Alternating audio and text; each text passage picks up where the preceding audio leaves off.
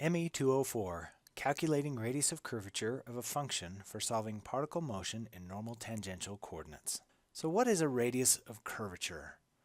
Well, if we look at this boat that's traveling in a circular path, then we know that the radius of curvature is equal to the radius of the circle, or the radius of the path, which is, in this case, 150 feet. But what do we do when we have something that doesn't follow a circular path, like this function, y equals 100 x cubed kilometers?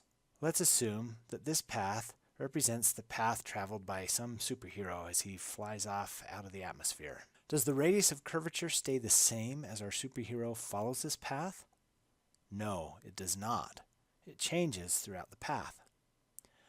At the beginning of the path, the radius of curvature is very small, but as he gets further away from the origin, that radius of curvature increases and increases. We calculate what that radius of curvature is by using this function, which we learned about in calculus, where rho is our radius of curvature, and that's equal to 1 plus the first derivative of our function y with respect to x squared, and all of that quantity raised to the 3/2 power, divided by the second derivative of our function. So in order to solve this problem, we have to know 1, the first derivative of our function, and 2, the second derivative of the function. For this particular function, our first derivative is equal to 300x squared, and our second derivative is 600x. Once we know those derivatives, we can plug those values back into our function to calculate the radius of curvature at any point along the function. If we wanted to know what the radius of curvature was for our superhero when he is at a distance of 1 kilometer in the x direction from the origin, we just go ahead and plug in 1 kilometer for x and calculate what the radius of curvature is, which in this case would be 8.7 kilometers. As our superhero gets further away from the origin, let's say he's out at a distance of 5 kilometers in the x direction from the origin. Well, we would plug in 5 for our value of x and calculate the radius of curvature, which in this case would be 1.4 times 10 to the 8th kilometer. A pretty large radius of curvature. Let's look at another example. If a car were traveling around an elliptical track at a constant speed, would the driver feel any acceleration? Yes, he would. Where along the track would that acceleration be the greatest, and where would it be the least? Well, we know that our normal acceleration is the velocity squared over the radius of curvature, so by this equation, when the radius of curvature is small, our normal acceleration should be large, and where our radius of curvature is large, the normal acceleration should be small. What's the radius of curvature here at this point? And what is it here at the top of the ellipse? If we look at the path, the radius of curvature is much tighter on this end of the ellipse than it would be at the top of the ellipse. Don't get the radius of curvature confused with the distance from the center of the ellipse to the outside edge. These are different values. This 300 feet and this 150 feet are different than the radius of curvature values. So how do we find the radius of curvature for this ellipse? So what is the equation for this ellipse? In this case, our equation becomes x squared over 300 squared plus y squared over 150 squared equals 1. But in order to find our radius of curvature, we need to rewrite this so that we have y as a function of x. Let's solve for y. In this case, y is equal to plus or minus 150 squared minus x squared over 4 to the 1/2 power, or the square root of 150 squared minus x squared over 4. Remembering our equation for radius of curvature, we need to find two things to be able to calculate what our radius of curvature is at any point on the ellipse.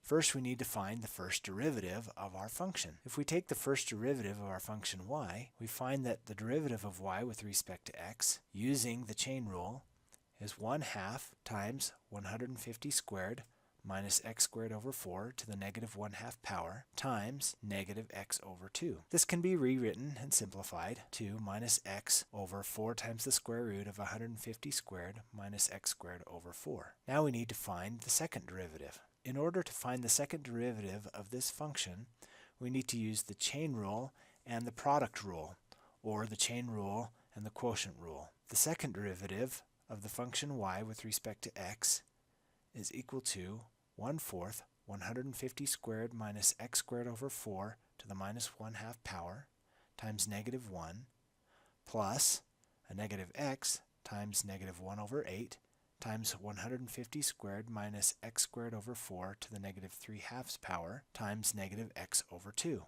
This 2 can be simplified and reduced, and then to calculate our radius of curvature, we simply need to substitute in our first derivative up on the top of our equation and our second derivative on the bottom of the equation. We now have a function for the radius of curvature as a function of x. Once we know the radius of curvature, we can then calculate the normal acceleration at any point along the path. So for our superhero here, we can calculate our normal acceleration by dividing the velocity squared by our radius of curvature. Our tangential acceleration is just the derivative of the velocity with respect to time, or the second derivative of the position with respect to time. Note that the position in this case is the distance that has been traveled along the path.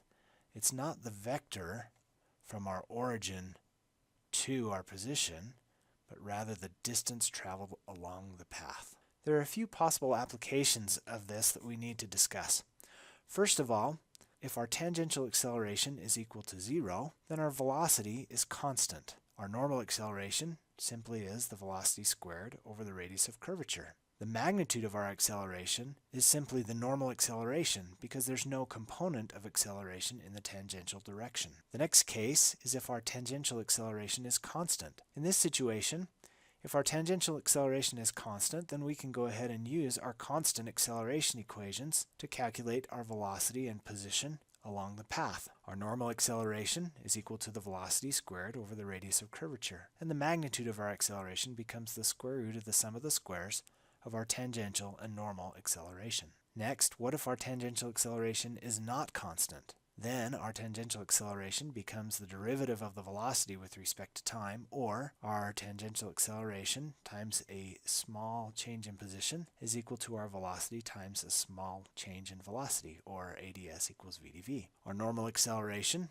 is equal to the velocity squared over the radius of curvature, and the magnitude of the acceleration becomes the square root of the tangential acceleration squared plus the normal acceleration squared. We've also learned today that our radius of curvature can change with position. We learned today that if our radius of curvature changes with position, we can find what that radius of curvature is using this function. If our radius of curvature is infinite, then we have straight line motion. Our normal acceleration is the velocity squared over the radius of curvature. But as the radius of curvature approaches infinity, the normal acceleration approaches 0. So the magnitude of our acceleration is simply the tangential acceleration. Next time we will talk about dependent motion analysis of particles.